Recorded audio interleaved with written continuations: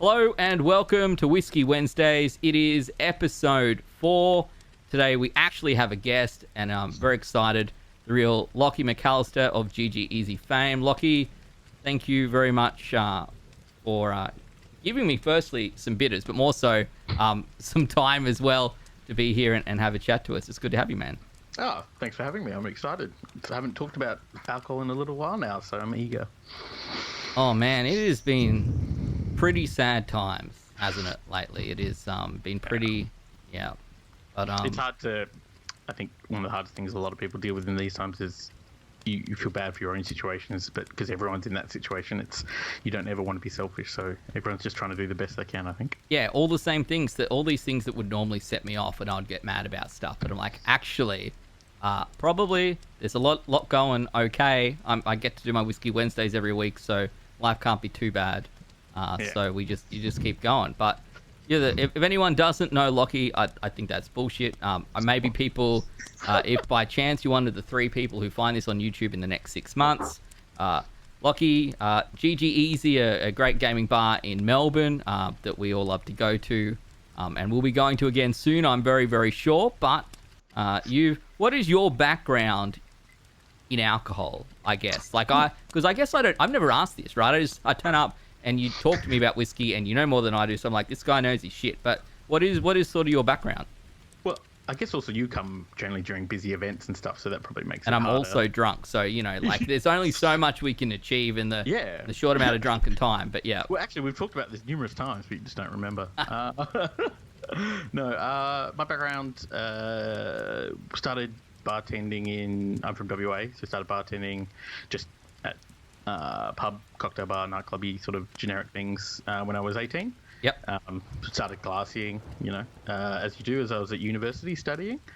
And then just a combination of not really enjoying uni and not going just meant I sort of just kept committing myself to more and more bar stuff. And then I moved to Melbourne, transferred uni for a fresh start, and did even worse in terms of turning up. And then just committed. This sounds like my story, by the way. Are you sure? Oh, really? Yeah. It sounds like something I've done. But eventually I gave up on uni at some point. Oh, I mean, I have too. I've got half a uni degree to finish it one day. Yeah. Me too. I didn't even remember what it was. Yeah, I don't think anyone wants a 40-year-old engineer, so I probably won't finish it actually. But then I worked a few bars in Melbourne, and then eventually there was an opportunity, a bar that was up for sale, quite cheap, that we knew of. So me and a friend approached the guy that we worked for, and we're like, let's get this place. We didn't have the money just to do it ourselves, obviously. So we put in like sort of 15% each, and then approached this guy and said, hey, do you want to go into this place with us? Because we need money, and we'll just run it. We'll make you money, kind of thing. So that was a bar called Lily Black's. Okay. In Melbourne? Yeah, Melbourne. Yep. Up the other end of town near Parliament. Okay. Still going, still around. And we took over that place and made it really, really successful. Won best bar in Melbourne one year, the Australian Bar Awards. That's pretty good. You can't do much better than that, right? No, and you're never going to win best cocktail bar going up against Black Pearl. So Right. You take what you can get. Yep.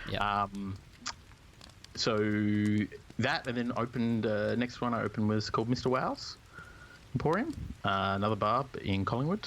That did really well. Then someone else in the company, the company opened another bar called Los Barbudos, which is like a Cuban bar, but that didn't do as well. Ran into a lot of issues where it was very real Cuban, but that was different than the Cuban people sort of wanted in their head. That makes sense. It's almost too authentic, right? Yes, yeah. You know the because all the boys went to Cuba to like really flesh it out and stuff, and it was obviously, it's a communist country. It's a lot more minimal. The mojitos are a lot more alcohol, less sweet and stuff. But just at the bar, people wanted sort of the Caribbean tiki sort of idea of mojitos and stuff in their head, and so that sort of was quite jarring. And then so we had to quickly, panically turn that bar into something else, and I opened Pixel Alley, which was a sort of arcade bar. Right, so this is like your in-between, I guess. Yeah, to, well, I to where wanted you do got esport. to? I talked to the guys actually way back when. This is a long time ago now, 8 years, about doing esports bar. Yep. Because I loved esports. But they obviously, and probably fairly back then, was like, that's a really bad business idea. To be fair, most esports things are a really bad business idea. Yeah, I Let's mean, be real, you don't right? have to tell me that. But I think especially, that was 5 years before I opened GG Easy, and so I think it was definitely too early. Yeah, right. So we compromised, and I did the barcade because I'd been to a few awesome barcades in the States, and then that did pretty well. Did a lot better than the previous one, at least. And then as companies do, there was sort of falling out, and everyone split up. So I sold out, and then I took a year off, and then the whole point of being like, what I wanted to do was open an esports bar, and that's where GG Easy Bar came from. And you did it. Yeah. And it's pretty freaking sick, right? Like, actually pretty sick. So, because Thank you. obviously being, I'm not going to say I'm from Sydney. I live in Sydney, from Brisbane. So I'd obviously gone through like the Mana Bar phase, right? And I went to a lot of Mana Bar back in the day. And Mana Bar was pretty cool. But what I've realized, and what you clearly realized, is I don't necessarily want to be playing video games. I just want to do my bar things. But for me personally, like I can watch a game of rugby league on the TV, but beyond that, I don't really care. You know what I mean? In terms of traditional sports. But esports, I can probably watch a bunch of different esports, and I'm going to be interested by a bunch of different things. So I think, yeah, it seems to hit that in between where, yeah, I don't actually want to play games. I don't want to sit there watching other people who are drunk and very bad at games play games. So somewhere where I can at least watch, even if there is playing of games, that's cool. I just want to also be able to watch, a stream that I like, come in knowing that, LCS is on or, Pro League or whatever, and then come and watch it. So that's cool. And Thanks, man. Yeah, I think it's important. I mean, the number one complaint early on when everyone was giving me advice was, you got to have computers, you got to have, PowerPoints and tables set up and stuff for people can play, and then you need headphones for all the TVs. And I'm just like, I, as a business owner who ran successful bars, I knew that was a bad idea. But even traveling around the world and going to gaming bars, esports bars, and just seeing them all, and you'd go in and there'd be 4 dudes sitting on their own, headphones on at a laptop, and it was just it's not a bar vibe. Yeah. It's the same sort of argument. You go to a sports bar, not everyone's having to play sport, and people will be watching sport on TV without sound, but finals and important games will be sound on or something like that. Yeah.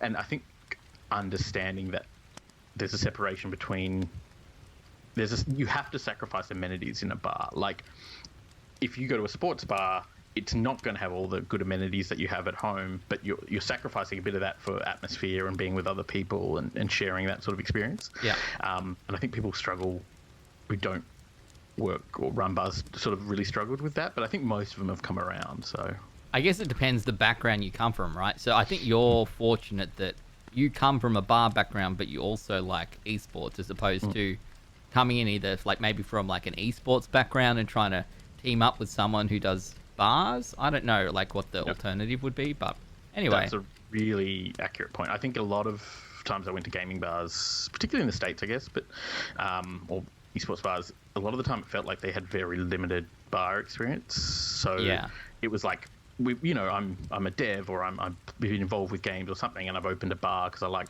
going to bars, but it's very different than actually like working and running bars. So I think I came at it from that angle. Yeah. Well, it's certainly fun to go to, and I enjoy it and enjoy seeing you there. And I don't think I'd even necessarily knew you before then, I don't think. So Doubt it. Yeah. Doubt it.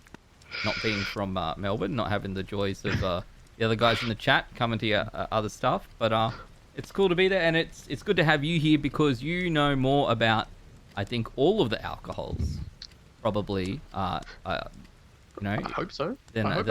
Enough. That's your thing. So I've always been impressed by how much you know when you come in and stuff. So that's always good. yeah, I'm sorry. I'm probably too drunk by the time I talk. I'm like, oh, sorry, you got this whiskey. I'm I try not to be too much like MJ Carr, but maybe I can't help it. No, you're not that bad, don't worry. You don't get abusive like he does, so it's Yeah, fine. he is known. He is known for that.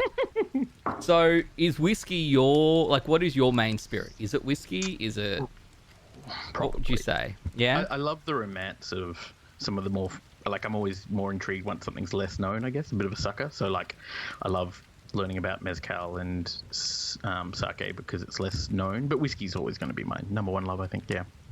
It certainly does it for me. Hello, Arrow the wise bird. Yeah, Locky's a smart man. He knows his stuff. So, obviously, apart from chit chat about whiskey in general, something I know, I think probably too little about is whiskey cocktails. Now, what would you call a whiskey cocktail? Is it like if I just put ice and whiskey in a glass, it's probably not a whiskey cocktail. If I add soda water, is that a whiskey cocktail? Does it need lemon then? At what point? What would you call a whiskey cocktail? Where do you draw the line? It's a very interesting one, and it all comes down to personal preference. So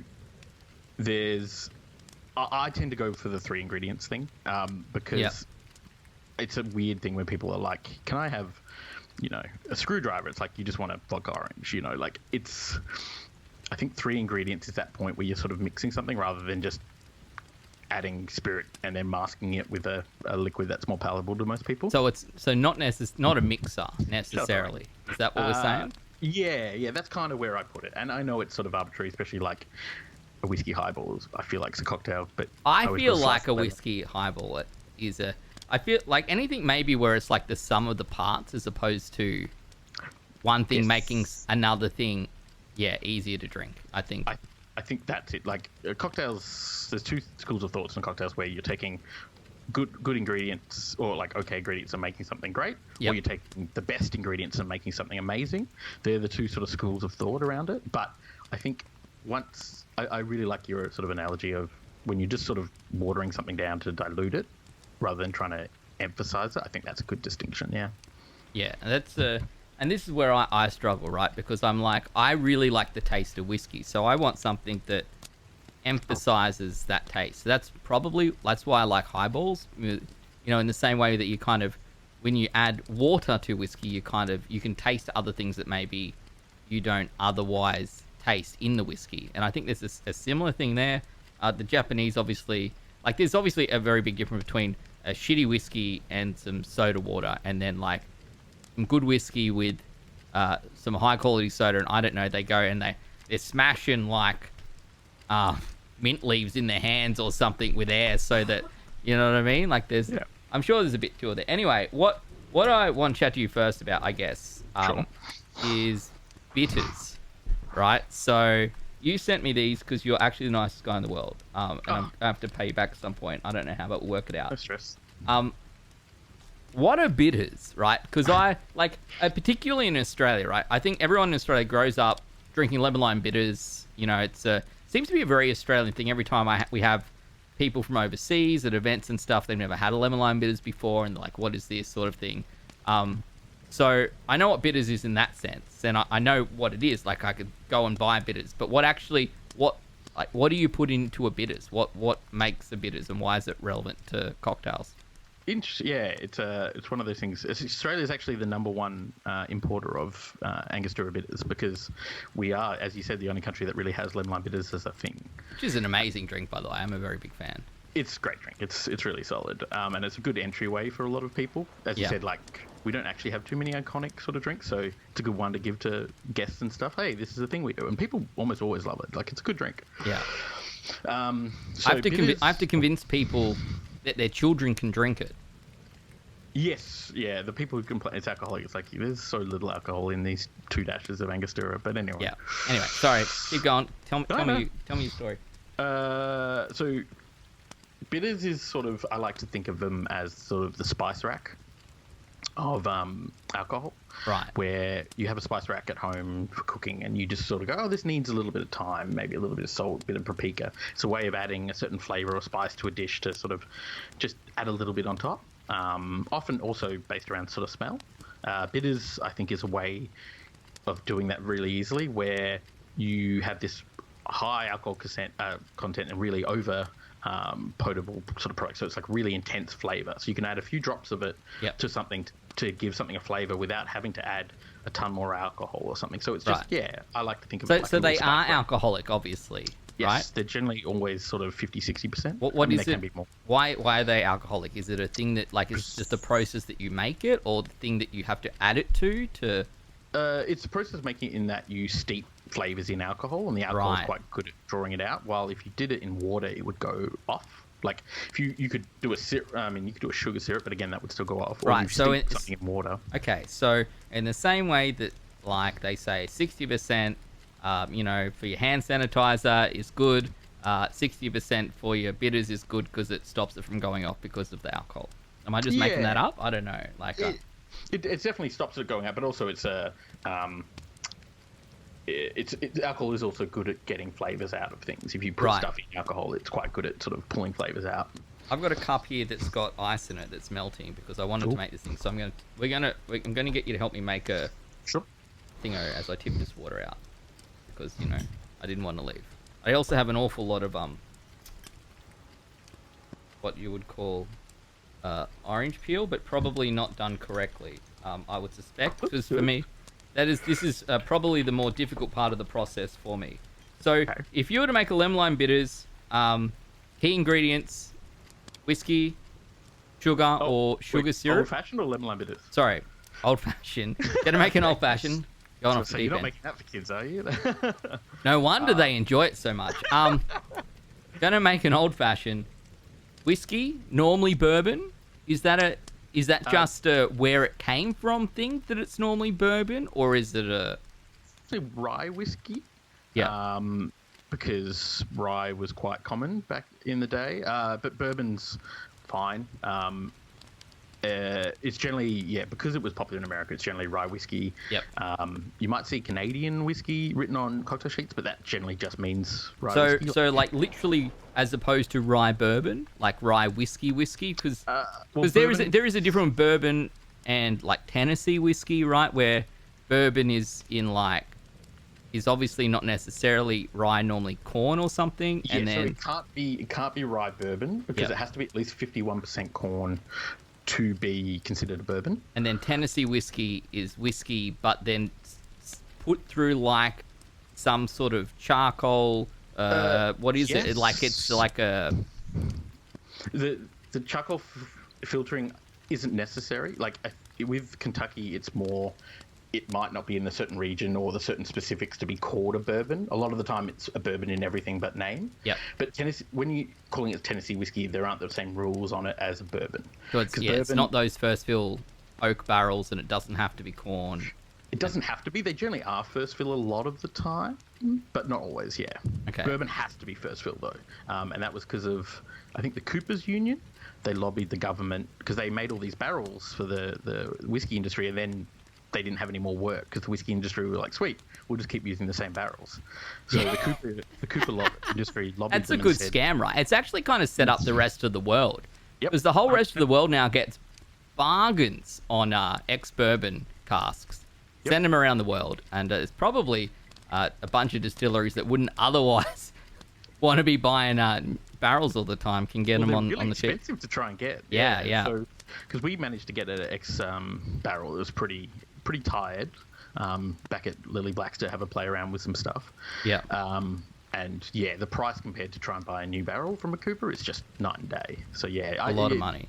It Yeah. was one of those sort of selfish things, but definitely fueled the rest of the industry around the world. Yeah, very fortunate to be able to do it. So you would say mainly rye because that's what it was. So rye, I feel like there are bourbon makers who make rye, but it's just Yes. but it's not then bourbon. Yes, yeah. But a lot of the rye whiskey, rye instead of corn, is similar, but the difference is mostly sort of spice. Rye grain, as opposed to corn, is a lot more sort of spicy. If you have a rye whiskey versus a normal just corn or wheat whiskey, you'll notice there's a lot more sort of bolder, a bit more spicy, even a bit Christmas spicy sometimes. Yeah, right. Okay, that makes sense. But Okay. yeah, either one's fine for old fashioned. So we're making an old fashioned, and I've got a whiskey of some description. This is bourbon. Last time I bought The same brand, Bullet Bourbon, but they had a rye version. So I guess it wasn't Bullet Bourbon then. It was like Bullet Rye. I don't even know. But that's what it was. Bitters of some description. You could use like your agnostic bitters if you wanted to. Is that what it's called? I don't know. Angostura. Yeah, there you go. That's why you're here. Because like who actually has to say it? Who, you know what I mean? Like at what point in your day-to-day life? Because you would just say, "Hey, can you pass me the bitters?" Because most people just have the same bitters. Yeah, I never thought about it like that. Yeah, You're right. when am I going to say the word? I don't even know. You'd ask me now, I'm not even going to get it right. Anyway, that's like your normal one that you can get. I also got baited into buying this one, Fee Brothers Old Fashioned Aromatic Bitters. Yep. I don't even know. Smells like cinnamon to me. Dash cam with the host Clove for and one. cinnamon, I think I remember.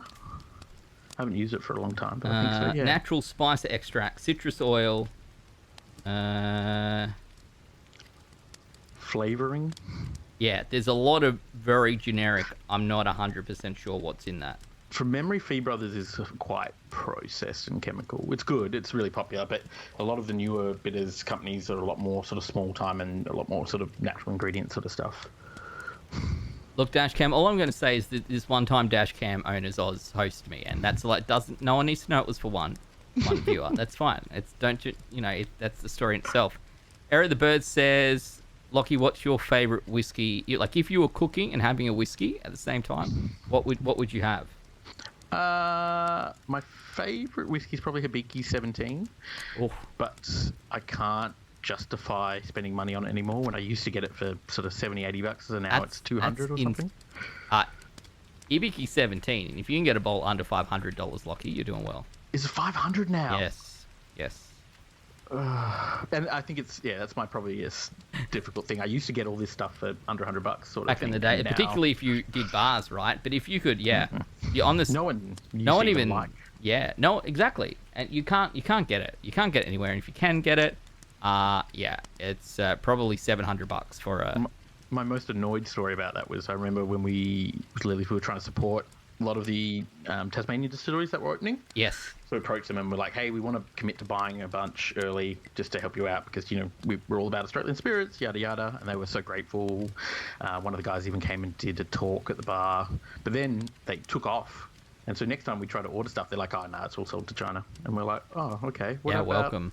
You said you wanted to. But yeah, so that was a bit sucky. And now all the bottles are, 3 times more than they were. I'd probably say Lagavulin 16. It's pretty fantastic and it hasn't gone up too much in price.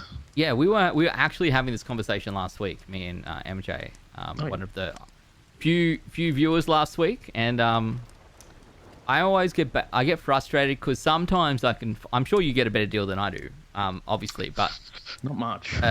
Once, I feel like 12 months ago, I could get it on sale maybe every 3 months for like $80 to $90 a bottle. Mm-hmm. And now if you can get it under $100 a bottle, you're doing really well. Otherwise, it's like $125 a bottle. Is it that much these days? Wow. Yeah, it is. It's probably, it is definitely not where I like it to be. So that's pretty sad. I'm going to make this whiskey and you're going to tell me how to do it. So, sure. I've got bourbon here, but I'm also tempted to. I really like Isla whiskey. I kind of want to put my Big Pete in it, but Pete, I wouldn't normally. For the average consumer, most people don't like Isla whiskies as a base. Yeah, because they're suckers. Anyway, yep. Oh no, I agree. I just think also in sweetening, Isla's really hard to play with because the people that like Isla as it is. And then trying to sweeten up Isla is sort of sacrilegious to them. So it's quite hard to find a market for those ones. Yeah, right. So we'll do the bourbon so that you can tell me what of these 5 bitters we've got we can work with. What is first in the process, right? So if I didn't have sugar syrup, would I be adding like a sugar cube and bitters together? Is that the start? Yep. So a lot of videos you'll see, they will just put a sugar cube in the bottom of the glass and then put the dashes on the sugar cube to soak it in. Yep. And then some will put a little bit of water. And you sort of like mix it up until you kind of get a syrup type thing. Yeah, it won't be as granulated, but it won't be like completely ungranulated like a sugar syrup, but you just get it a bit like runny. And then that's when you would add a few ice cubes and the spirit. So I can add my sugar syrup now. Like, what would I've got an ice cube in here because I can't take it out now because I'm Sure. at my desk. So It's we're just gonna go with it. We're past Yep, that yep. point. So a sugar cube would be like a teaspoon of sugar, right? Theoretically. Yeah, it's like sort of around about 20 mils when you do. Right. So you're saying I probably want more than that. With bourbon, I don't think you need too much sugar syrup I'm because just- bourbon's quite a bit sweeter than rye whiskey and scotches. So I think I've done one and a bit, Lockie. I've done Yeah, one I and a think bit. that's- All right. So I've got an ice cube, my sugar syrup. We're running out of ingredients, right? That's the great thing about it. It's a pretty Yep. easy process. Bourbon or bitters, or does it not matter? Bitters. Bitters. Okay. So you've sent me this pack of 5. Mm. One is Negroni, which is what is Negroni? Is it a A Negroni orange thing, or is it a yeah, so it would have orange sort of. So it's to pair with the Negroni cocktail, right? which is equal parts gin, sweet vermouth, and Campari. Right. Sort of like the bartender's cocktail. Okay. But I wouldn't necessarily use it old fashioned. I mean, you can use anything, but that was designed to be with Negronis. I'm gonna be honest, and that's probably the one that I like the smell of the least. I think Oh, interesting. this is it cacao macadamia? Yes. Right. I had this the other day. This is actually really good. It's lovely. Smells like chocolate though to me. Well, cacao is. That would make sense though, right? Like that makes sense. One of these is pink grapefruit and agave. Agave. Look, So agave is the plant sugar that you make tequila with, and mezcal. right. That makes sense. That one is designed for tequila old fashions to pair. Tequila, because old fashions, honestly, you can do tequila old fashions. You can do any spirit old fashioned if you want. Yeah. And tequila old fashions really work well with flavors with high notes like grapefruit, floral sort of notes and stuff like that. And so that was designed that way. This one is sorry, I can actually barely read it on the bottles with the light. So honeyed apricot and smoked hickory. Now this is my favorite because Yeah, you like smoke. I really like smoke, and I can really smell the hickory in it, and it's actually amazing. It's actually so It's good. my favorite too.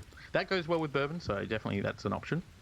And then this one, fig and cinnamon. Definitely smell the cinnamon. To be honest, if you gave me a fig, I couldn't tell you what a fig smelled like. So I will believe you that it's there. Which one would you pick for this? Right? Which is the one?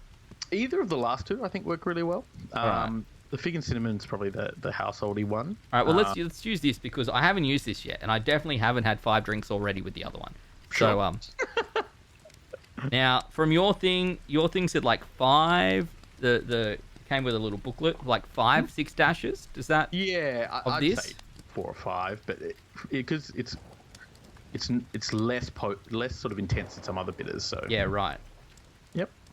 And then how much whiskey? Like 1.5 shots or Well, normally it's 2 full standard shots, so 60 mils. Yep. But a lot of the time when you're making an old fashioned, a lot of people like to do half, stir it for a bit, and then add the other shot and stir it a bit. Right, well, we can try that. I must admit, I've never done the half and stir and then half and stir. To be fair, my ice cube's probably past where it needs to be. So, you Looks know. like a good ice clock though. It's lasted pretty well. Yeah, I went out and I spent all my big bucks on these nice little ice cube trays from Dan's that it don't taste like ice cube trays, if that makes sense. Yes. Yeah, not the cheap plastic. Yeah. sort of- Do you have with a surname like McAllister, have you got a Scottish heritage? And if so, where is it? And do you have a Scottish whiskey that matches said heritage that's... Highlands, but I'm not as big a fan of a lot of the Highland whiskies. Yeah. There is a McAllister whiskey, and it's absolutely awful. I bought it for my birthday once when I was like 24. It was like $30 at Dan's, and people promised me never to buy it again. So yeah, it's a bit disappointing to have the whiskey that your namesake is garbage. No, I don't think, because Lachlan obviously is very Scottish. It just means man of the lake. Real? I guess that Yeah, makes I've heard sense, that. right? I've heard that. That makes Yeah. sense. It's pretty simple. And McAllister just means son of Alistair. That's what Mc means. So it's man of the lake, son of Alistair. So, Look at all these great names that really have very little meaning. So yeah. that's It's a lot more simpler back those times. yeah, that was easy. And then the last bit, which is the bit I probably struggle with the most, right? As you can see here, I have. Why is there orange peel in an old fashioned? By the way, what is the? It's the oils for the smell. So Right. that's why you're supposed to twist it over the glass. It's not just for looks. It's actually to release And the this oils. is where I have trouble. So, are you when you cut this thing? Are you taking out like the? I don't know. Yeah. Are you like kind of trying to get as much of that out as possible? You really just want the. So like it'll look like I don't know if you can see. Yep. Here's one you prepared earlier. Yeah. You'll see pip. Right. But you want it to start to look like you can actually see the little like dots. You see the sort of little looks like an arrow. Oh yeah, I got that. I got that on like the part that I did, kind of. All right, I get it. And then I gave up, and it seemed like a lot of work. So how much is too much?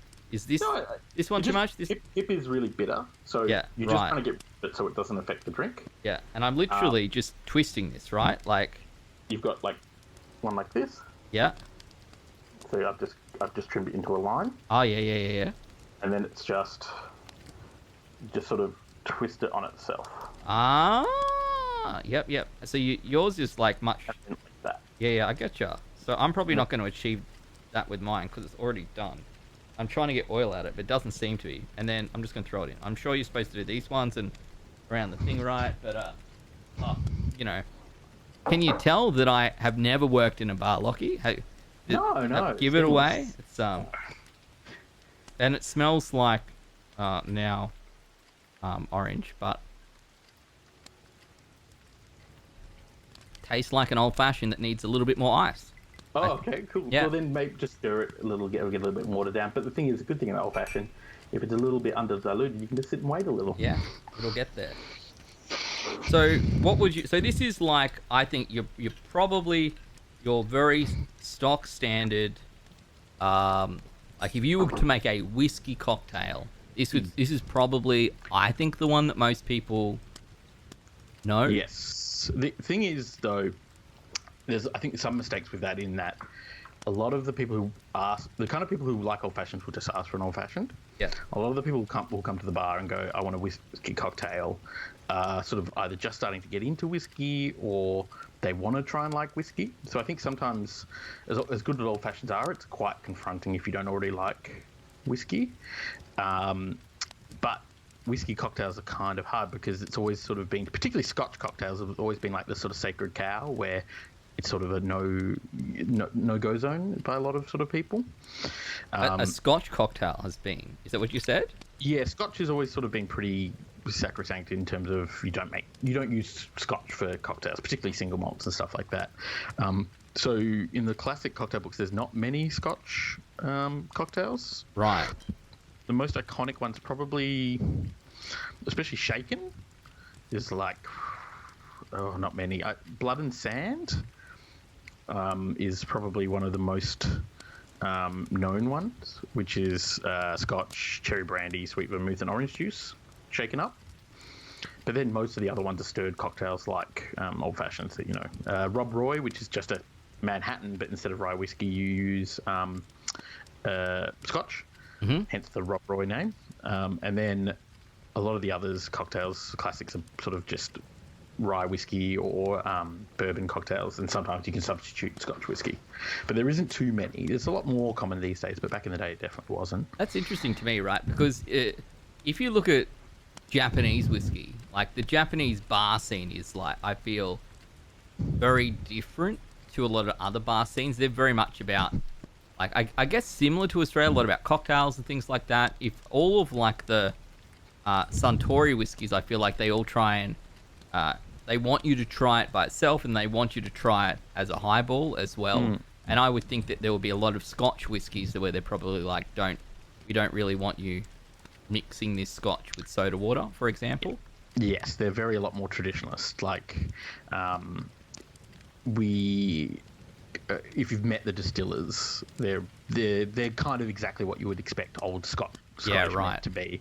They're all grumpy but lovable alcoholic bastards. Like, I remember I got drunk with the head distiller of Lefroy No, sorry, Lagavulin. And no, Lefroy, sorry, yeah. And he was saying that they removed health and safety made them put in like a water fountain with filtered water because they used to just get the water from the actual river. Yeah. And then all the old bastards complained and got it removed because, you know, the water was bland. It didn't have any balls to it because they're used to drinking water that just tastes like peat. Yeah, right. You know? Yeah. So That's yeah, it was crazy. really funny. Yeah, they're very old-fashioned and set in their ways. But yeah, you can do some stuff with it. But yeah, it's hard to find the market. I think is one of the other problems.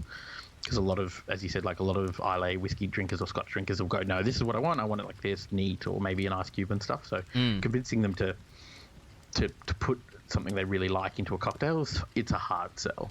Well, that even for me though, right? Like I look at it and I go, I would probably 90% of the time rather just drink either a highball or something neat or an ice than have like an old fashioned. But a good old fashioned I actually really enjoy. So it's kind of, you know, finding either the right version or the right mix or what if you weren't then to drink, and if someone said, hey, I want a whiskey cocktail, but I don't want an old fashioned, what would your options be? What would you look to give them? The gateway drug for whiskey cocktails is definitely whiskey sours. Mm-hmm. It's such a good way. Same with the way that people who don't. We used to use amaretto sours to get people into cocktails in the first place. Right. Who don't like alcohol. Whiskey sours is a great way to get people into appreciating whiskey because it's got the whiskey base there, but it's got the sweet and sour, which is the main component. You can kind of get the flavour of the whiskey, but it doesn't taste too much like whiskey. Yes, and I think I think it's another reason why another good argument for me for whiskey cocktails is going out. Like, I love just drinking whiskey neat, but if I go out to a bar with my friends and I'm just drinking whiskey neat all night, I'm getting pretty drunk. Also, I think after about 5 whiskeys, my palate's pretty broken. Whiskey cocktails is a good way to sort of change that up, but also keep your palate open, slow you down a little bit. Yeah, that's a good point. So if whiskey sour is that got like egg whites in it? Traditionally it has, like the original ones didn't, and then it became a mainstay. These days I would suggest, if you can, getting some just foaming agent, like vegan foaming agent, just because it's a lot better. It doesn't put the egg flavor into the nose, and the foam lasts a lot longer. And one bottle will last you, I go through one bottle every month, and that's at a bar where I'm doing them all the time. So yeah, right, which is a lot easier than like egg whites. Yeah. I must admit, no salmonella risk and all that stuff. Yeah, right. So. Well, it's probably not worth it, right? And then I suspect you'd also get people who order a whiskey sour without necessarily knowing what's in a whiskey sour. Maybe they don't want to have egg whites in there. Yeah, a lot of people would say vegan and wouldn't expect there to be egg white, yeah. Yeah. Well, I only make them when I make carbonara, because then I use the yolks in the carbonara, and then you could either make like a pavlova, right, or you could make a whiskey sour. So it's a good way to do it. It's also a bit of a dick around. I remember doing it, and every so often you sort of don't quite get the yolk out, and you ruin it all, and it's a hassle. So it does seem like the sort of thing that feels like a lot of work when you're busy. Yes, if you run out on shift, you don't do it. Yeah. If there's a better alternative. So whiskey sour is like what you would say your go-to is if someone was like, hey, can I have a whiskey cocktail? What were you talking about? MJ and a penicillin? Is that? Yes, penicillin's another really good one. Penicillin's sort of a variation on the whiskey sour, and it's a little bit interesting because it actually does use a little bit of Islay whiskey. Right. Which, as people have said, it's sort of been quite hard to get people to like, but it was probably the most popular cocktail in New York for a year or two. A gentleman called Sam Ross. He worked at a bar, probably the most famous bar, one of the sort of the first bars started the wave of sort of modern cocktail bars and trendiness. Called Milk and Honey in New York, amazing bar. And Sam Ross made a drink there called the Penicillin, which is a whiskey sour, so still blended whiskey, so 60 mils blended whiskey, lemon juice 20 mils. But then instead of just sugar, he used a ginger honey syrup. So he would like boil add equal parts honey and water to a saucepan, add some fresh ginger, boil it, and then just make this sort of ginger-infused honey syrup. And so he'd use that. So you've got blended whiskey, lemon, ginger honey syrup, and then you'd shake it and serve it, and then you'd just pour like 5-10 mils of Lafroig on top. So it was a lot of no, it was I've had ridiculous. this. I've had this. Yeah, and yeah. I don't know if you made it or someone else made it. I think I must have had it. I think I had it in Japan. So there you go. That's crazy. Oh, really? Yeah, with a little bit of Lafroig just on top. And I was like, oh, that's awesome. Oh, look at this King of the Saiyans with $10 in a tip. This is crazy. I've never had a tip before. Your first tip on the stream. Thank you very much. A race glass to that.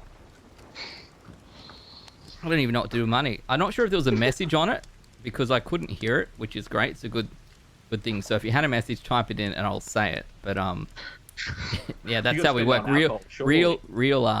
I can't even replay it. Like it's not even in my activity feed. So I'm not even 100% sure. But Sorry, I'm the last person to know how this stuff works. Yeah, it's a good. Let's have a look. I'll see if I can bring it up because look, you can tell that we get a lot of donations here. I know who that is. He's one of my favourite regulars. Oh. I shouldn't say that, then the other regulars will get jealous. One of my favourite regulars, unlike MJ, right? It's yeah. I can't believe he's not here. It's not like him. Any chance to talk about whiskey and heckle me?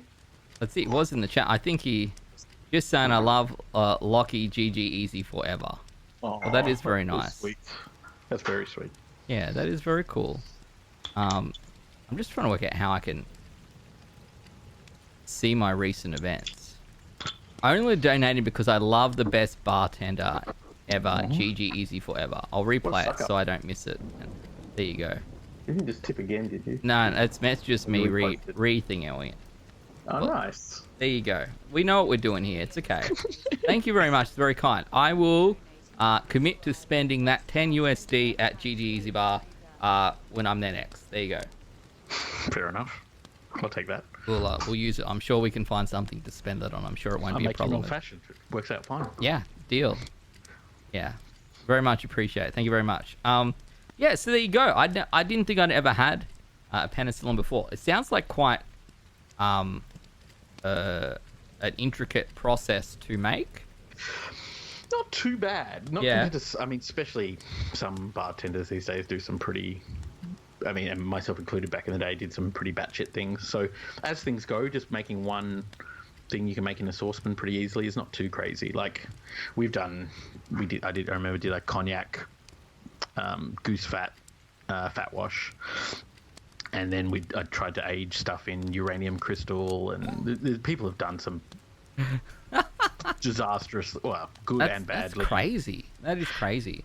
Yeah, it's funny. Some of the bartenders I know, I'm like, God, if you applied this to a real job, you'd be... Yeah, exactly. If you put that, because that's what I'm thinking about. We went to this one bar in the middle of Japan where it's literally...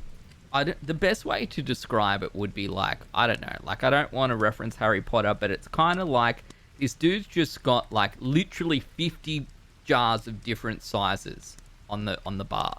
And in each of them is a different concoction that he's made that is part of, might be 1/10 of a cocktail. You know what I mean? Like he's made all these different things. He's like, oh yeah, this one's got cloves and such and such and such and such in it. This one's got this flower, like petals from a flower plus blah, blah, blah, blah, blah, blah. So, and that was his thing. Like his whole thing was just, it was one guy who manned this bar and he had like 50 different bits and pieces in jars that he made. Or he made all the, obviously he didn't make the alcohol, but the ingredients. He had all these, he had like, he must have had like an apple, I don't even know what it was, but he had like apples in that he'd put in a thing, and then I don't even know. I don't know enough, but it was crazy, and it was. That sounds awesome. You'll have to get, because I mean, it's like the very Japanese way, right? They approach their craft to perfection, and it's really interesting. You go there and you think you know a lot, and you go to one of these bars, and the guy's been working there for like 30 years, and he's like, you know, middle management, and you're like, oh god, like I feel so bad, like you've. Just the way they approach things. Yeah, it was crazy. It was full on, and then you felt bad because a drink was like $10, but it literally took this guy 12 minutes to make it. You know what I mean? Like man, I don't even want to know. Like, it was crazy. So although I did go to a bar in Japan and got a Hibiki 17 old fashioned, which was one of my goals going there. And the guy did the west coast of the USA style old fashioned where he muddled fruit in it. And if it was Australia or America or somewhere, I would have probably just gone, "What the fuck are you doing?" Yeah. I'm not paying for that. But because it was Japan and I'm not in the right, I'm like, oh shit. So Yeah, right. It's still okay, but I hate that stuff. It feels like that's there's a lot of fruit to taste then in that Hibiki 17, right? That's yeah. It was, I think, Dale DeGrasse. He started the trend in the west coast of America, and I hate it. Yeah, they muddled cherries and orange and sugar, and it's just sweet and it's not about the spirit as much. I don't like it, but I don't know. I don't think it's that bad if you know what you're ordering, right? You know what I mean? Like if it was a different drink, maybe that you can't order an old fashioned and you get something with like a fruit smoothie in the bottom. You know what I mean? Like that's because that's essentially what you're ordering. I think that's why I hate it so much, because it's not its own. It's not just called something else. Like it's like he's like, this is the way to do an old fashioned, and because he was quite influential, it sort of took off in a lot of places. Yeah, right. Yeah, that's that would be frustrating. I don't even know. If there's too much lemon in my highball, I get mad. Yeah, true. So I'm certainly not one to judge. Yeah, in Takayama Melt, there you go. That's it. It was literally in the middle of nowhere, and all the tourists had This was probably like around the 15th of March this year, and literally no one was in Takayama. Oh, like, of course, because of the whole world was ending, and like we're literally the only tourists in this whole entire town. It's just 9 o'clock on a Tuesday night, and the guy's just open. That sounds pretty amazing, though. Yeah, it was very cool, but because we went to like 2 really nice Japanese bars that we got recommended, and they were very disappointing. They looked nice, but the actual wasn't what we wanted. It felt very tourist trappy, and then we sort of just wandered, and we ended up finding this amazing place, just this guy and 2 other staff. It was packed full of Japanese people, and you always worry going in that it's like, oh, they're just going to look at me as the annoying white person. So we started off really trying to be like polite and not be American, and then after your 10 drinks, you're just yelling across the bar. But then we just got drunk with them, so they were yelling as well. It's good. Probably the best night of my whole trip. It was so much fun. Where in Japan was that? Oh, Kyoto somewhere. I can't remember exactly. Yeah, just Kyoto main town somewhere.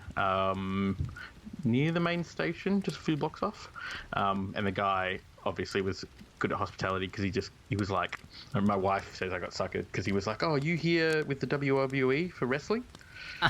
And I was just like, "Oh, well, no." And then just started tipping him way too much money. And my wife's like, "You just got played." And I'm like, "I don't care."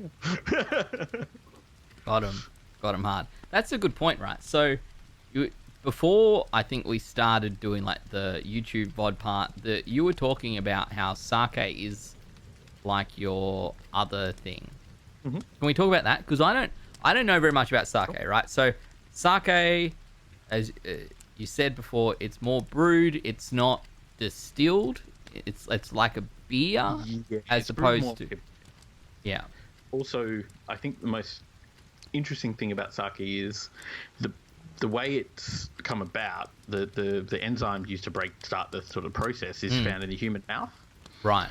So, is also found in the human mouth, and so the logical story of the first time they worked out how to make sake was that a farmer, chewed rice and then spat it into a barrel and just kept it, and eventually it fermented.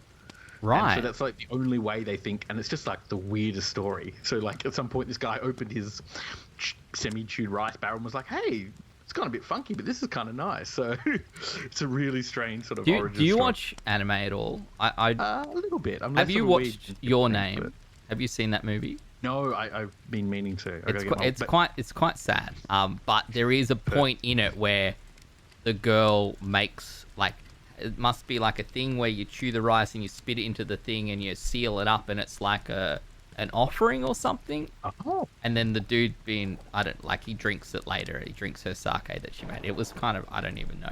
So that must be, that sounds probably like... It sounds to me like that's my recollection of what went down. I could be entirely wrong. Was it like a sort of a squat jar with ropes? Yes, yeah. That's because you'll see them at temples. It's sake. Sake distilleries, I think, still required by law to provide a certain amount to temples and stuff as like offerings. You'd see sake barrels all over the temples and stuff. Yeah, right. There you go. Psychologist asked, if you could have a chance to taste one whiskey in the world, present or gone, what would it be? Ooh.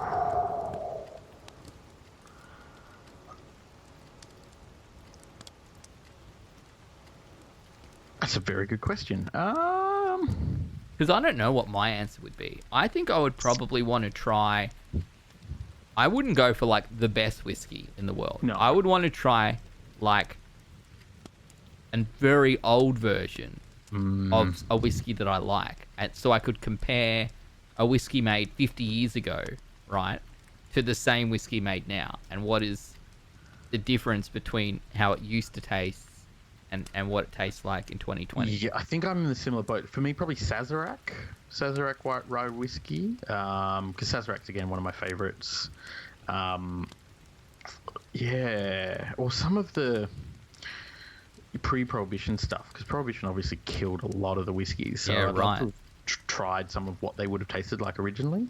Because then, I mean, a lot of the cocktail culture came around prohibition from people couldn't make good whiskey anymore and were making bathtub gin. Right, so trying to make it drinkable. Palatable. Yeah, Yep. right, okay. That's where a lot of the culture came from. And like even like Long Island iced tea, the idea of making it look like an iced tea. I'd probably say Sazerac. I'd be really intrigued. Some of the original sort of ones. Yeah, probably something like that. I can't think of the Scottish ones. None of them that got shut down jump out to me. So yeah, I'd say something like that. Yeah, I don't know. I think I would just like to compare. Just, be able to sit two side by side.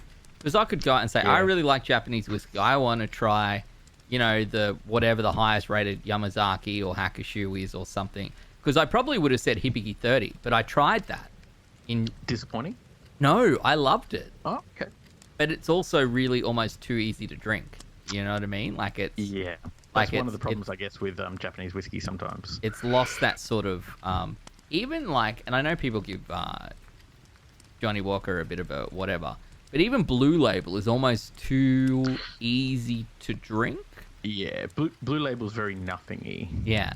It just tastes smooth and there's not that much to it. But like it's very nice. Yeah, there's nothing like offensive about Blue Label at all. Very It's easy. just sort of but it's hard to nothing. compare it. So I'll give you. Can I give you an answer that's not whiskey? yes.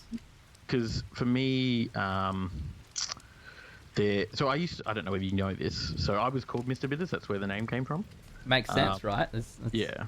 like that, right? I get it. And I owned the most bitters in the world. You own the most bitters in the world. Yeah, Lily Blacks. We had easily the most bitters in the world in one spot.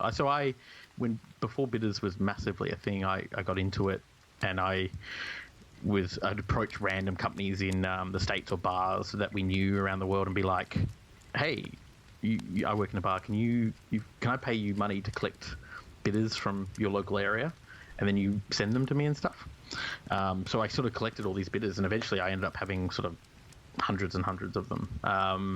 But there was a Japanese bitters called Hermes Orange, which was sort of my unicorn, where they stopped producing it. And so it was just impossible. So I had this collection, and there was this one bitters I just couldn't get, and so it became this sort of mini obsession where I'd try and get it. And then I ordered one for way too much money through eBay from Japan, and then finally arrived to me. The box was soaking, and I opened it, and it was this shattered bottle in the thing. And since then, I couldn't even find any again. So that might have been the last bottle in circulation. That's upsetting, isn't it? That's I feel like so. Orange. Does that mean then, when you're in Japan, you're like looking at all these bars, like just like over to see if they just maybe do they have I definitely did do that quite a bit. have Yeah, they but got these I never bitters saw it. that you're looking for? Yeah. And especially by the time, because I went last year or so. I mean, Lily Blacks are probably nearly 10 years ago now. So Yeah, right. it's a long time. It's been out of. I mean, it stopped before that, so it was already hard to get before then. So yeah. So what did you do with all the bitters that you had then? They're still at the bar, part of selling. Right. They got to keep. So you lost it. It's all gone. Yeah, but I remember that we even had a thing where a bar in the States said they had the most bitters because they had 100 bitters, and we contacted them and were like, "Do you have 350 or 400, whatever it was?" We had it. You can even, if you go to the website, you probably still see there's actually a shelf in the middle of the bar for spirits, and then on the back of the bar there's actually a little tiny version shelf Yeah. for all bitters. Yeah. and it's really gorgeous. Just lots of little bottles from all over the world, and a lot of them still aren't made and stuff. So You'd probably think, right, if you had 100 bitters, you're probably like, I'm almost pretty safe to claim this. You know, like, all right, Yeah. probably no one's going to say, you know what, actually, we've got way more than you. Like, it's... Well, we contacted the Guinness Book of Records, but it's a bit of a scam. Like, you have to pay a bunch of money. It's not actually about... Yeah, so you have right. to pay- Of course it is. you have Because to you pay need someone to buy out. verify it, right? Yeah. So Yeah. we're talking, you know, I'm not paying $1,000 Yeah, for that that. sounds like So. a scam. Have you been on many whiskey tours? Because question, what is what whiskey tour would you recommend? Obviously, you said you went to Lafroig. No, Or you met I the- got drunk at my bars with the head distiller of Lafroig. And they came out here. That's cool. Yeah. He was in Melbourne. I made a Lafroig old fashioned actually, but instead of bitters and sugar, I used red wine and coffee as replacements. And he really liked it because his palate is like an ashtray. So Yeah, right. Which I feel like if you just drank Lafroig all the time, because do you know Dan Woolley? Yeah. This is me trying to base my recollection of things he says now that he no longer works for them, right? He no longer does Lafroig. He's got his own distillery in Byron Bay or something now. Yeah, he does his own thing. Yeah. So he maintains that it's all the same new make that goes into Lafroig. Like every type of Lafroig is just the exact same identical new make spirit. Okay. And it's just about how it's aged. It's just how it's aged and what type of barrels. I believe, like, that is my recollection. And admittedly, I could be making this up, and I would have been pretty drunk by the time he said it, but I'm pretty sure, like, this would have been, like, when he's talking about, like, the 27 or the 30 or something that you get to try when he does his things or when he's doing his things. And that, you know, it'll taste very different, but it's the same new make. That's all. It's all the same. I could definitely see, especially an Islay distillery, would more traditional. I could see them just going, "This is the thing," and our variations come through with what we do with it. Yeah.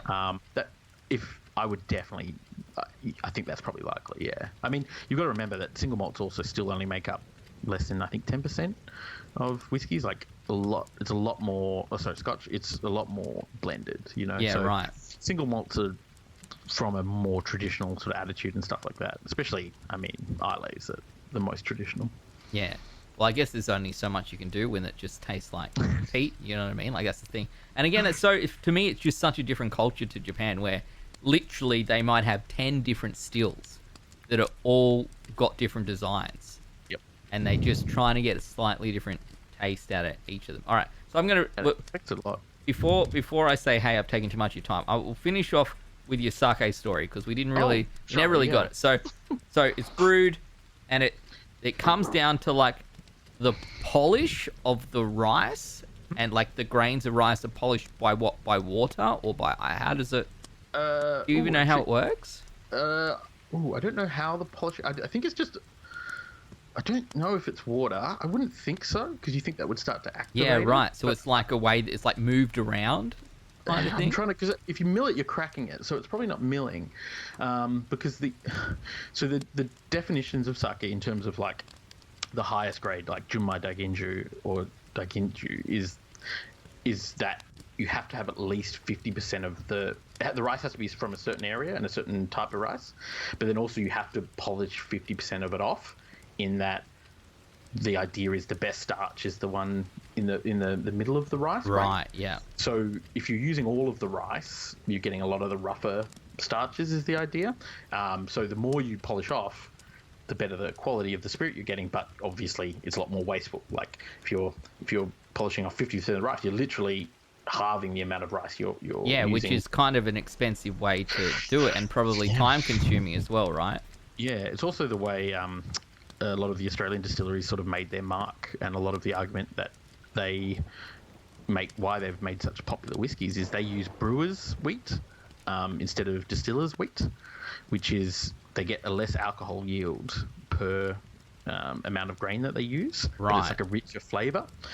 So it's less cost effective, but they're choosing to make this decision saying that they get a better quality of yield, even though they get less yield. So Right. that's one argument that they've used, and it's similar with the rice, where you're choosing to forego production for quality. Right. So this says that it takes 50 hours to polish rice to 40% of its original size. Right. And it's done in a machine. It's a Specialized carborundum rotor. So it's just a machine that it goes into. And as Right. you said, it's moved around, but they have to do it really slowly so it doesn't overheat and it doesn't break and whatever. Because then you run if you do it too quickly or too violently, you're cracking it, and then you sort of, you've already started some of the process. Yeah, interesting. Yeah, I don't know what the machine was. I've never actually asked the question of how it gets polished. That's the next thing that I kind of, like a cement mixer, but I think a little bit more careful. I'm certainly interested in learning a bit more about sake. It's fantastic stuff. I think sake got a bad rap because it was always cheap sake, and there was that weird trend of heating sake, which is just not really a thing. So do you drink cold or room temperature sake? How is it chilled? Is it? Yeah, chilled, just like any other spirit. I think we know with every other spirit, as soon as you're heating it, it's getting pretty rough. Like the flavors get pretty nose sort of heavy. Like once you're heating out alcohol, the esters and the alcohol just really hits your nose and shuts down your taste. Yeah. I think there's a bit of romance around heated sake in a cold night, and I can get that, and there's nothing wrong with that. But like kind of having in the 80s in Japan, Aero, that was definitely a big thing, and then it was exported to America as sort of a gimmick. But most of them don't. It's not as popular now. I got a cup sake from a vending machine in Japan that was hot. It only sold 2 products, and both of them were cup sake, and both of them were warm. That sounds pretty awesome. On a cold today. It was very awful to drink, though, I must admit. But yeah, the quality of sake that's normally heated is pretty low. It was like $3, and that's how. Okay. Yeah, you get, mate. What more could you need on a cold winter's night? A cup of hot sake for $3 has probably got, like, I don't know, 3 standard drinks in it or something. I'm not sure. Like, that's a lot of sake. It's not bad. Yeah. It's interesting though with heating you up. The sort of you drink alcohol to warm yourself up. It actually cools you down. Right. So the alcohol, the process is a exothermic reaction. So you're releasing energy. So you feel like you're getting warmer because your body releases energy. But in the long run, your body's colder. But then the argument is that if you psychologically think you're warmer, is that better? So it's an interesting debate. Yeah, I guess if you've got a finite... I guess it depends, right? Like, if you're locked outside and you can never get in and you're just trying to stay alive, right? Then maybe having alcohol's a bad idea because you're using up that energy, right? But if you're going outside for a couple of hours, you know what I mean? And then you're going back inside, then maybe it doesn't matter that you're... You know what I mean? I don't know. I think it's also a good proof that like the mind is very powerful because it's just like the feeling of. I mean, you're probably still going to lose your toes if you're trapped somewhere, but the feeling of being warm is probably a saving grace. Yeah, right. That makes sense. No, I feel like. Do you think you can get decent sake in Australia? Is it something like if people are keen to get into it, like there's enough out there that you can go, I can start? I think it's Richmond Cellars. The guys do a bunch. Actually, I can check. My wife got me this one. It was one of my favourite sakes. She bought it here locally. Imported by Darway Food Corporation, Mascot in Sydney. Right. I don't know where that is. Imported by Darway Food Corporation, Sydney. Well, Mascot's at the airport, so that would make sense. Okay, maybe that's just the importer. Yeah. I don't know then. But yeah, I think Richmond Cellars in Melbourne used to do a lot of sakes and stuff. But locally, sakes, there's always you'll always see sort of shitty brands at Dan Murphy's called like Robot Ninja or Ghost Samurai. And there's a lot of that sort of really cheap stuff. Yeah. Which isn't good for much. Yeah, right. And that's the problem. Like if you start off and you get kind of baited into something that's just actually not that great, then maybe that's where you stop, right? I don't know. Everyone's hatred of tequila. Yeah, almost all of that's from the garbage tequila that everyone consumed when we were younger. Like tequila suffered from being popular in America and getting picked up by frat culture. And that sort of just became the tequila that sold and got spread around. And so many people hate tequila, but they've only really had like one or two. Like they've had Sierra or they've probably got really way too drunk off it at the same time, right? Yeah, Yeah. one of the worst is the worm. You know the Yes. Don't eat the worm, right? That's. Am I wrong? The worm. Yeah, it's just an American thing because the worm is agave worm. It kills agave plants. It's like a real big problem because agave, unlike sugarcane, agave takes like 10, 15 years to grow. Compared to 12 months or something for most sort of grain crops for alcohol. So it's really hard to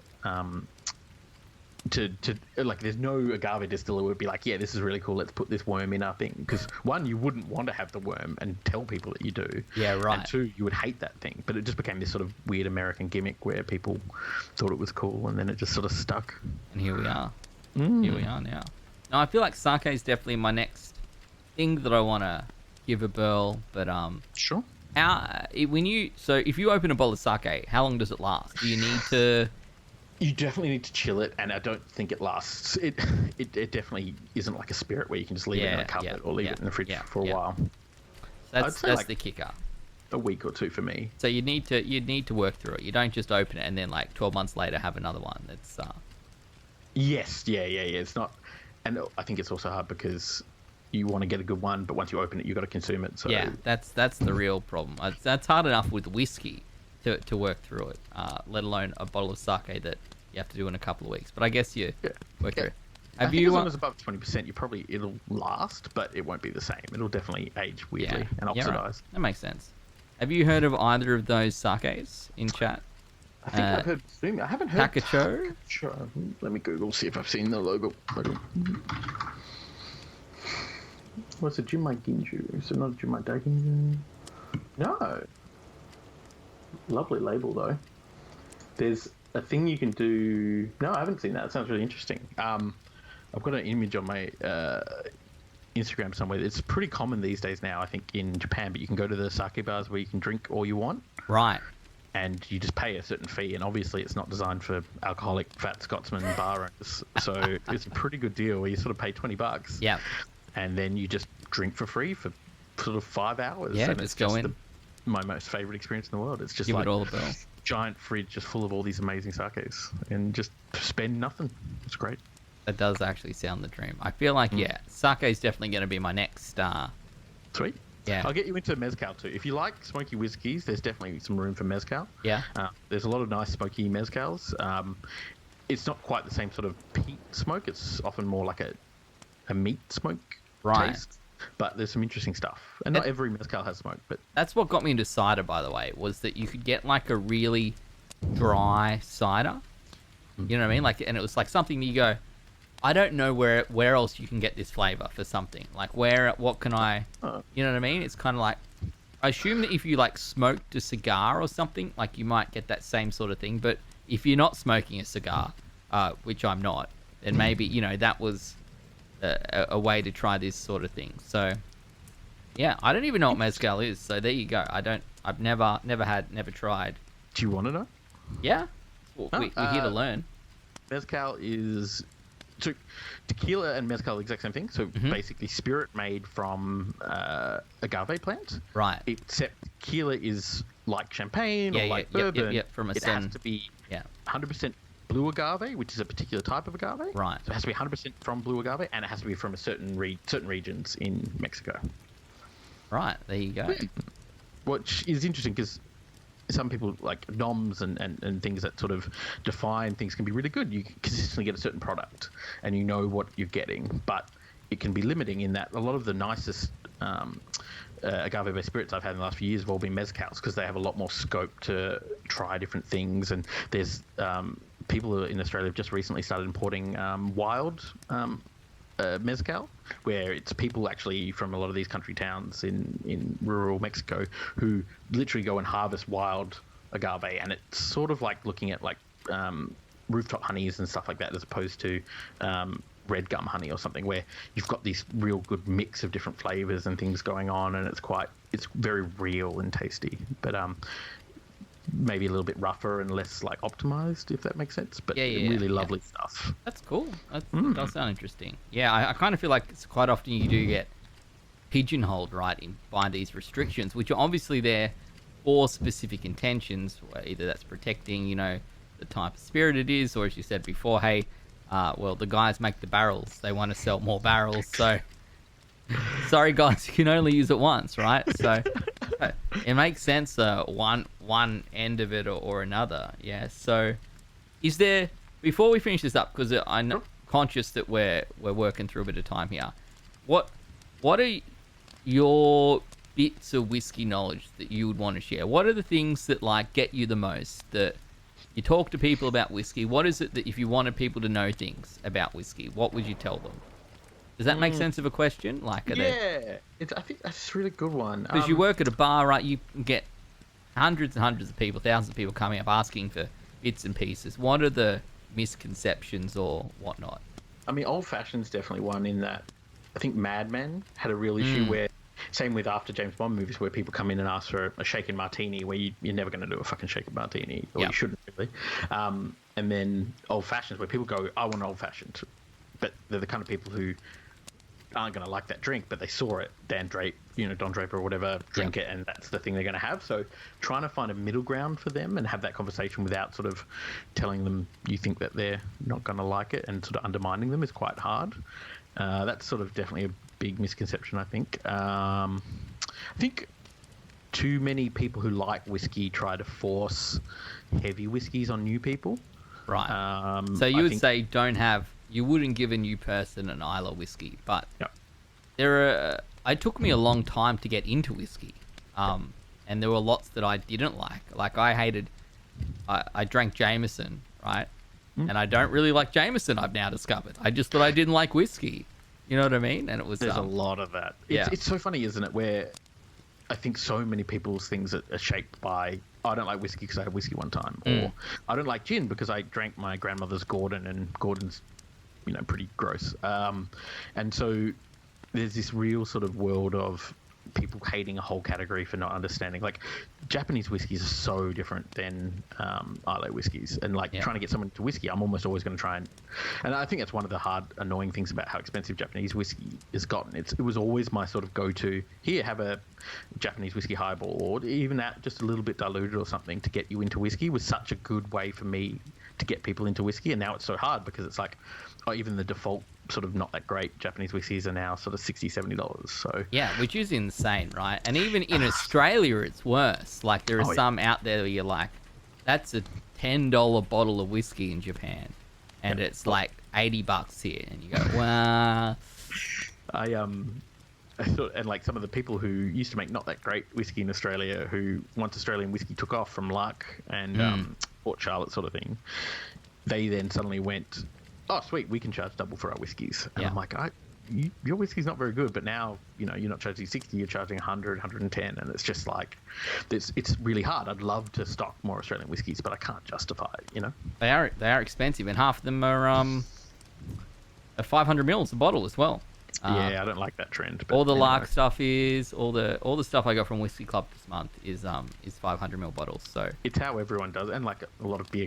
It's annoying for me as a supplier, because I'll see a beer and I'm like, oh, I thought that would be more expensive, and I'll order it, and then it's 16 cans or 18 cans. Yeah. Some sort of garbage new sizing system they've come up with, or absolute scam. Yeah, baited mel into whiskey with Kaku highballs, and noticing that Kaku ain't that great a whiskey, but it's not bad in a highball, right? So and back when it was $35, I thought it was pretty much as good as you're ever going to get for that. It's a pretty good deal. Yeah, it's a pretty good deal. I'm almost out of bottles. I have two and a bit left. Ridiculously cheap still, didn't you? I got them for $25 a pop 12 months ago. I literally drove an hour out of Sydney to a BWS attached. There was a BWS attached to a hotel in the middle of nowhere in Sydney, and it said they had 6, and I called them up, and she said she had 5. When I got there, she found the 6th or something, and she's like, I've worked here for a decade and I've never sold a bottle of this whiskey in my life. I'm like, great, I will take all of them. Can you get me any more?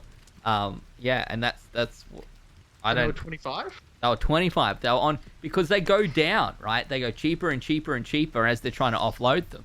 And I spent a lot of time on Google Shopping, where it shows you theoretically what the cheapest one is within X kilometers, and it said these were $25 a bottle. I'm like, there's no way that these are Yeah, I Like, would not have believed it. So yeah, that's I'm crazy. like, this is a bottle that it says is in stock, that has been stolen, that they don't have in stock, and they haven't stock take, and no one's been able to buy it, so they keep discounting it down and down and down and down and down. No, it was literally just a.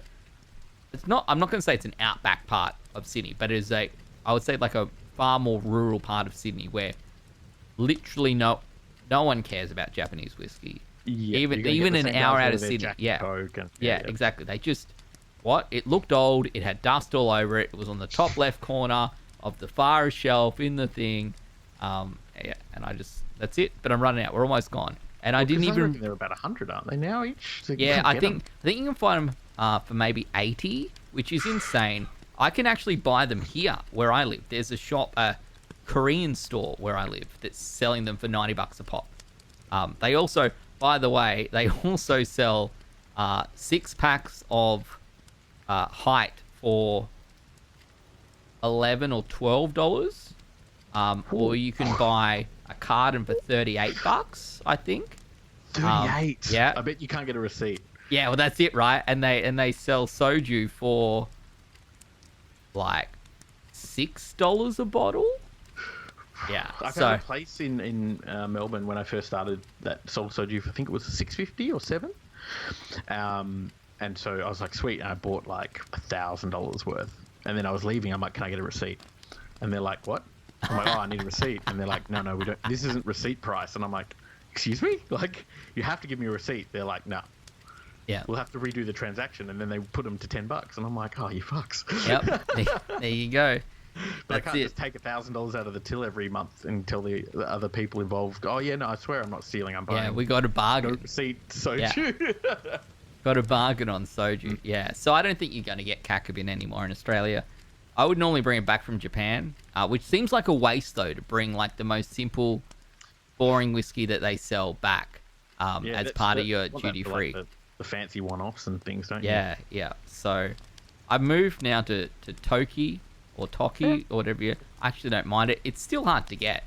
But it goes... There you go, yeah. It comes and goes in waves, and you just need to buy a bunch at once to make sure you get it. So I actually really like that. I actually think it's better than the Kakabin, and it's a little bit peatier. It's got a little bit more something to it. It's still very not much, but again, it's sort of a great introductory, and it's nice. The Japanese don't do bad whiskies, I don't think. Good in a highball. I love it in a highball. So yeah, that's pretty much how I drink it. So yeah, big fan. So yeah, I think we're pretty much done. I don't think I'm going to steal any more of your time. And, sure. Is there any last questions or anything, or is there anyone else? If anyone's got anything in chat to ask, let us know. This is the time. When do you reckon you'll be back? When are we going to visit you? Because New South Wales is essentially open, right? Is it?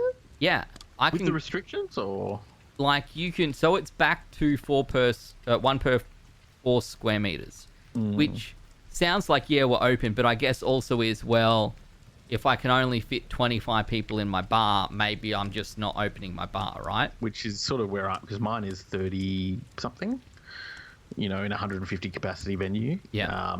And then also the issue is, so I'm still deciding because we can open, I think in 12, 13 days or something, it goes to 50 or whatever the capacity rules are. So I can actually have about 30 something people in, but you're not making money off that. Also, it has to be table service. They have to have a full meal with any drinks. You have to take everyone's contact details for tracing.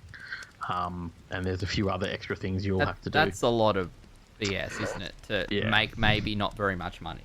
And for me as a solo operator, because my staff, I'm not going to ask them to come back from... because they're out of town at the moment, to come back early just to work for me, because I don't want to jeopardize their health. But it's like, how am I supposed to limit the amount of people who can come in while doing table service and making drinks and doing all the extra cleaning and taking everyone's contact details? It's a lot of work, right? It's a lot of BS to probably, again, maybe not make very much money, right? You wouldn't make profit. The only time we make profit at events, like big party sort of nights. Yeah. Because you don't make money off selling drinks with food at a bar. You mostly get it when it gets to that sort of 80, 100 people. People start getting on it, trying to get drunk. That's sort of when you start to make any money. Well, you're not sitting down with one drink and a meal and you're chit-chatting and blah, blah, blah. It's like when you're drink, get back, go grab another one, come back, sort of back and forth. And you can only have groups of 6, so like you can't even host like private sort of 20-30 person parties, which makes it hard, like because they're not allowed to stand up, they're not allowed to mingle, they'd have to be in groups of 6 separate and have to have food. I don't know, it's hard because the bills don't stop, but yeah, it ain't great. Hopefully it feels like things have changed a little bit though in the last few weeks. Certainly the last few weeks seems to have progressed forward faster than it was, right? So the outlook is sort of early mid-July. They think things might go back to normal-ish if there isn't a second wave. So I think it's just sort of seeing what happens with that. Yeah. Well, psychologist raised the glass, so we'll raise the glass. Raise the glass to you, Lachy, and thank you for coming on. No, thank you. Thank you for having me. I absolutely loved it. I hope I didn't talk too much. No, it's good because, as I said before, and I actually do mean it, I actually don't. I'm not a man that knows. Like, I'm not an expert. I just like whiskey, so I just that's why we're here. And no one's infallible, especially when you spend your whole life drinking all the time. There's definitely gaps in the knowledge. It's tough, isn't it? Like, who even remembers? You learn all this stuff. I have to go back and watch the VODs, Lachy, to remember what we talked about. That's the real problem. I think I remember how to worts and malting and all that sort of stuff, but like no one's ever asked about it, so I don't know why I know it. Yeah, it's like literally gone through tours. You know what I mean? Like someone says this is where we do this, and you see it, and then I go back. Right, what's this? How do we make whiskey again? But it's until you actually make it, right? It's you got to go through the process and like honestly, there's no reason you need to know most of the stuff. It's all pretty niche and vague and doesn't really affect. Makes very little difference, yeah, right? Yeah, you're not gonna. It doesn't even affect how you buy or stuff whiskey. Most of the stuff, so that's good. Well, I will end the YouTube portion here. So thank you, Lachy. If you want to chat to people like Lachy in the future, you should come and watch us on a Wednesday night at 8 p.m. Sydney time. I'll definitely be here next Wednesday. It's good. That's exciting. You can ask tough questions in the chat, Lachy, and we can try and answer them and work through it together. But if you are one of the 3 people maybe who watch this on YouTube later, it's every week. You can join the chat and we chat about the things, and hopefully we will have more people like Lachy who know stuff about the things and we can chat to them each week. Otherwise, you're stuck with me, but we'll do our best and we'll get there. And thank you very much, Lachy, for joining us.